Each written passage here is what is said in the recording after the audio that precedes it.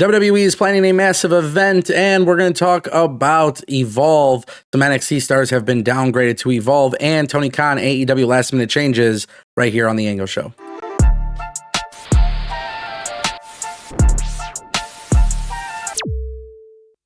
Welcome back to TAS, ladies and gentlemen. If you guys want more wrestling news videos, go ahead and click subscribe.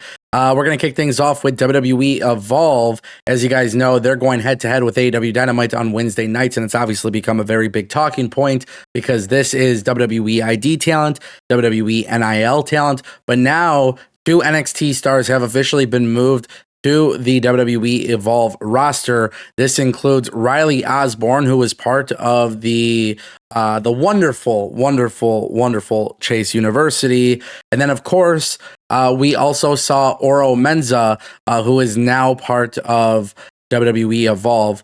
Basically, this is a very interesting time period because Meta 4 has not been on NXT television for a while altogether. Jakara Jackson and Lash Legend have been doing some stuff. We saw Oro Menza a little bit here and there between NXT and TNA. But really what it comes down to is now Oro Menza and Riley Osborne have been moved to WWE Evolve.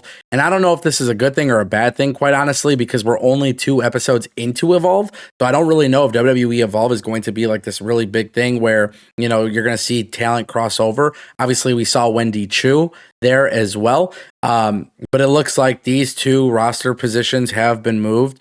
Whether that's temporary or permanent, we still don't know. But it is kind of confusing, and quite honestly, I think it is kind of annoying because with Riley Osborne, this guy has a lot of talent. He's shown us a lot of talent. We've seen him even jump over to TNA and put that talent on display, and obviously the same thing with Oro Menza. But the thing is, both of these individuals were part of 2 very successful groups for NXT, which Meta 4, we don't even know if they're going to come back as a group. We don't even know what's going to happen because Noam Dar was injured. And then obviously Riley Osborne, Chase University, that thing is pretty much dead. We haven't seen Thea Hale. Duke Hudson was released. Obviously, you got to keep that in the back of your mind. But ultimately, WWE Evolve is a cool show. I like WWE Evolve. I've been pretty adamant about watching it and enjoying it.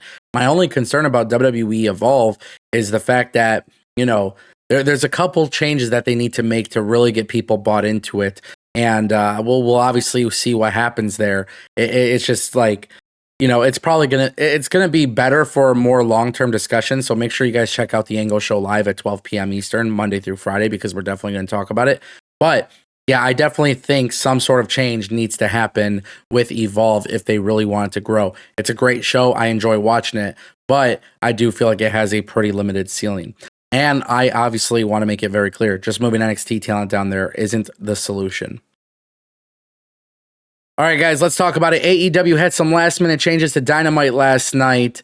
A lot of people are calling this another Vince McMahon situation, but that doesn't really appear to be the case. On the post-AEW Dynamite show for Fightful, Sean Ross Sapp had noted that there were some changes made to the show after AEW talent not being able to do what was actually requested of them.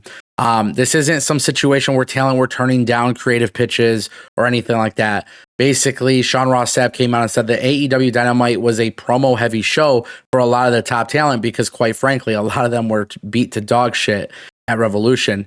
He says, I do know that some of the show changed kind of late because there were people who couldn't quite do what AEW had originally anticipated. This happens here and there with AEW. So obviously this is the risk for a company where, you know, where the best wrestle. I actually thought AEW Dynamite was a relatively good episode last night. And I know a lot of people are probably going to disagree with me, and a lot of people are going to have their own opinions about AEW. I'm definitely going to talk about this on the live stream today, regardless of when this video gets out. So if this gets out after the live show or before the live show, make sure you guys check out the live show. But I thought AEW Dynamite was relatively good. And I do think a lot of that was because of the promos and the backstage segments.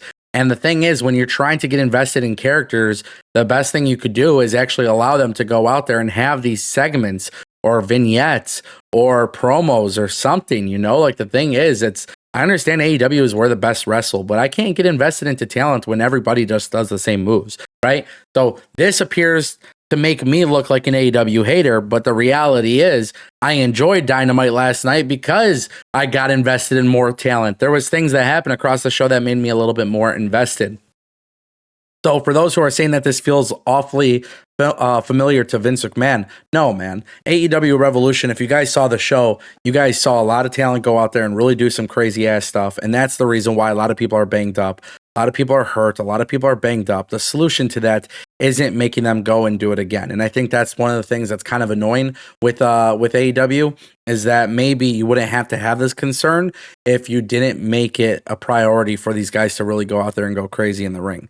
But at the same time, too, selfishly, watching Will Ospreay and Kyle Fletcher, it was an absolute banger of a match, right? So there is it's a catch-22. It's a double-edged sword, and obviously that's understood. But the last-minute changes really aren't anything crazy. It does seem like Tony Khan has actually been better about booking shows in advance because, as you can tell, there are announcements for weeks ahead, which is something that they used to do, and then for a very long time they stopped. So I don't think these last-minute changes are because of like they're panicking about creative like Vince McMahon would, right? This is just simply what it is. And that brings us to our final topic. WWE is reportedly planning a massive event in Saudi Arabia. It appears that TKO, WWE, they have something really big lined up. WWE, boxing, and UFC, all three companies for TKO are expected to be putting on a mega event reportedly targeted for Saudi Arabia this year or next year. And this is really interesting because there is this idea that is floating around that WWE Crown Jewel will be canceled, and this will essentially become the new Crown Jewel. Now, there are very, very limited details here. However, this is going to be one of the biggest strengths for TKO as a company. With them launching a boxing company to go alongside professional wrestling and MMA, they are literally going to dominate the combat sports world. And I know there's a lot of people who are going to complain about this, monopoly this, monopoly that.